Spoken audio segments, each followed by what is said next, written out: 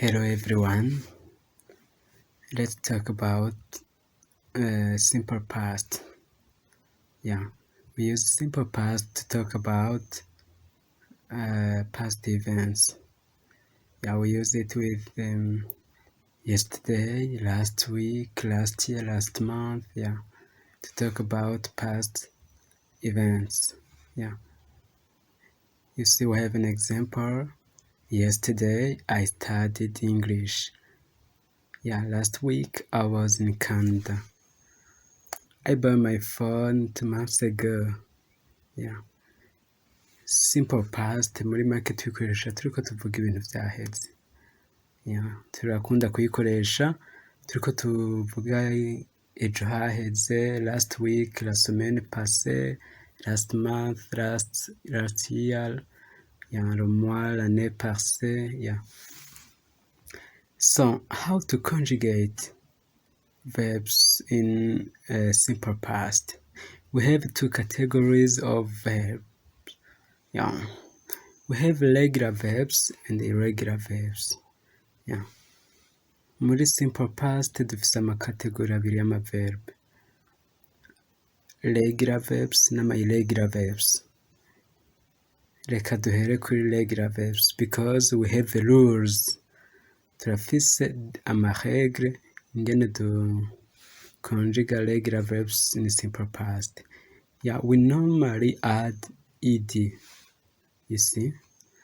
Normal, muri make mu conjuga muri simple past dushirako ed ku ma verbs. Urabona turafise to talk, talked, jump, jumped, finish, finished. Ku ma verbs aherezwa na manage, arrive, murabona tuca dushirako de gusa. Manage, managed, arrive, arrived.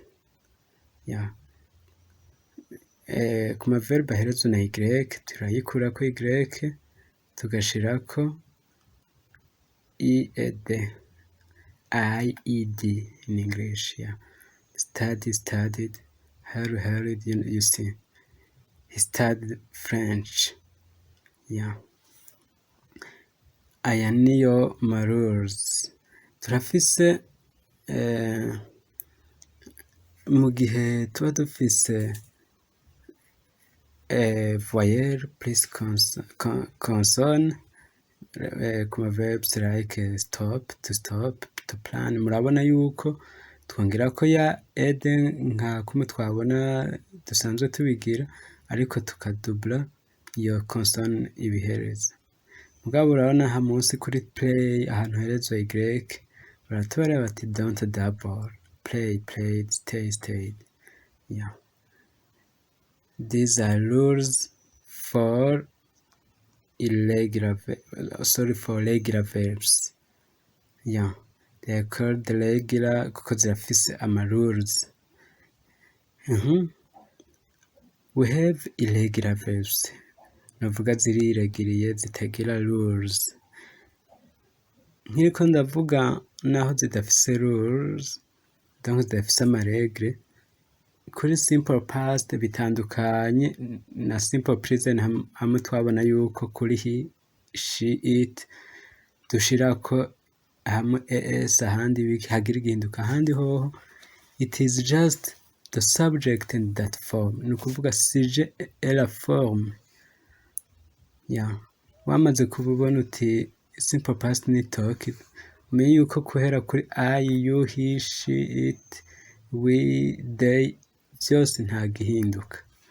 No ku ma irregular verbs nuko nyene, gusa hoho nta regle urayimenya, bisaba kuyimenya. Nka verb to have, simple past yayo ni had. I had, you had, she had, we had, they had. You see, we had English lesson. To do is did, I did, you did, she. You see, nta kintu duhindura. Exception tuyifise kuri verb to be naka exception. Hano turafise I was, you were, he was, ahandi we were, they were. You see, murabona yuko hariho was, were izindi zose niyo sije na forme nta kintu na kimwe wigera uhindura. Pay attention. Benshi kuba twamenyereye konjuga amaverbe y'igifaransa dukoresha auxiliaire avoir être, benshi birabakanga bakaca bashaka gutranslating in French. Usanga umuntu ariko avuga ngo I was, ngo talked, ngo I was. No, nta vy'ama auxiliaire bibaho, ni verbe plutôt ni sujet plus verbe nkuko twabibonye ku example. Kandi nta gihinduka kiretse kuri to be dufise was and were. Ahandi ho kuva kuri I gushaka kuri they, the subject is the same, it doesn't change. We have many irregular verbs. Ni vyiza kufita aka PDF kayo umuntu akamenya nico asiguye. We have a base and we have simple past participle. You see verb to awake, awoke. Let's keep these past participles, but we will use them shortly. You see, to become, to begin, began. How about he began his project yesterday? We have other verbs like to break. The child broke the glass yesterday. Let's say umwana yamenye ikirahuri. You see, to buy, bought, twatanze kwa karorero n'izindi murazibona sinke. To cut, murabona like other verbs like cut. You see, murabona hari izumengo ntihinduka, infinitive, simple past participle ukabona umengo ntizihinduka. Turafise other verbs like to fly, kugenda n'indege. We say he flew to Canada. To forgive, pardonner. God forgave me, to grow.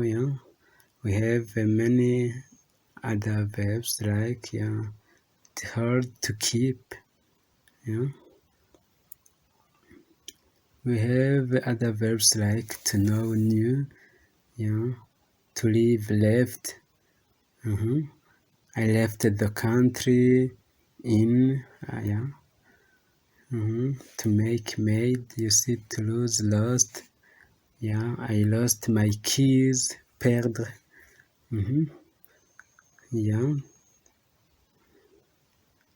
We have other verbs.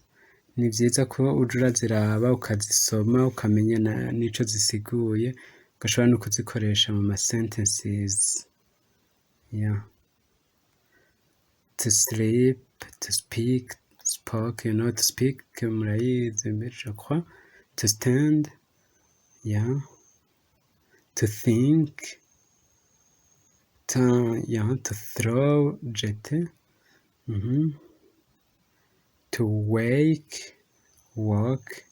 Ni vyiza kuzimenya ukamenya nico zisiguye. You check a dictionary ukamenya kuzikoresha. Of course hariho ayandi ma irregular verbs mugabo si menshi. Menshi yo dukunda guhura iminsi yose naya. Ubundi hariho make yandi ashobora kuboneka si yose, ariko ama verbs ubu tabonye muri tableau menshi ari irregular. Ayari regular twabonye rules. Ayari irregular ngiyi tableau. Ni vyiza ko uyasoma ukayamenya. Okay. So we have examples. I sent a letter to my friend. The policeman caught a thief. Last week I bought a new book. Murabona nta bintu vy'ama auxiliaire. I was, I plus simple past of the verb. To send is sent. The policeman caught, subject plus the past form of catch, to catch. caught a thief. Last week I bought to buy a new book. So this is the exercise. You enumerate 10 activities that you did last week. Wenimera ibintu 10 wakoze la semaine passée. Yeah. You say first I did. Second, you enumerate 10 activities.